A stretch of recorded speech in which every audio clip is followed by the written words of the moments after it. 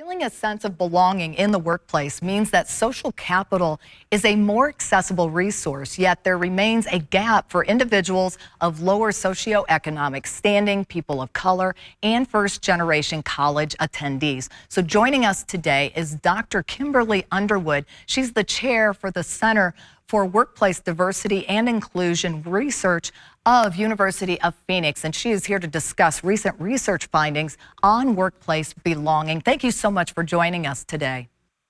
Thank you for having me. Now, Dr. Underwood, tell us about the term belonging and why it is so important in a workplace.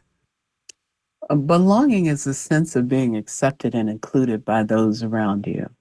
And specifically in the workplace, it means individuals feel they're treated equitably, are respected, they can feel comfortable, fully contributing to organizational outcomes, and they can bring their full authentic selves into the workplace.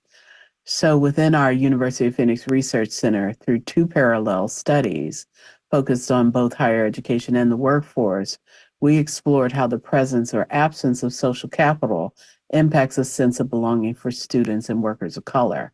We all recognize in many instances that graduation leads to employment. However, there is an ongoing disconnect surrounding the role social capital plays within the process of building continuous networks that support these groups throughout their career trajectories. Now, what has your research studies discovered about belonging in the workplace and in higher education?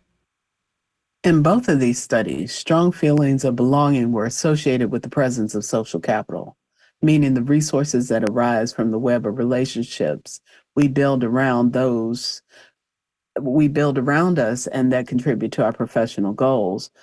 Specifically, findings from our higher education study suggest that students of color experience a higher sense of belonging when there is a strong presence of social services, of support services, of faculty interactions, and career services. And then findings from our workplace study suggest relationships such as mentoring and sponsorship, networking, and collaborations are important to employees of color when reflecting upon their sense of belonging in the workforce. So how do we create belonging in the workplace and in higher education? Well, leaders need to take a more active role in the process of employee development and move beyond simply providing resources for onboarding and functioning within one's current position. When leaders become co-pilots within the continued development of all employees, it helps all employees to identify, utilize, and benefit from resources that are not always readily available to all. And then for those who may be thinking about how to build belonging within their specific organizations, it is important to begin to look at belongingness through the lens of your employees. If we were to compare the workforce to real estate, for example, our study suggests that it's a buyer's market. Specifically, employees are making decisions about what they need within the working environment, and many are willing to leave their organizations if they feel that they do not belong. Therefore, belongingness becomes an important concept to consider as a business sense and in the business case for organizations. Where can we go for more information? We are actually presenting both of these studies on June 11th within our annual Inclusive Leadership Summit.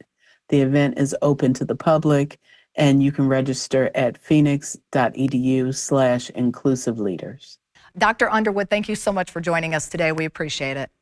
Thank you for having me.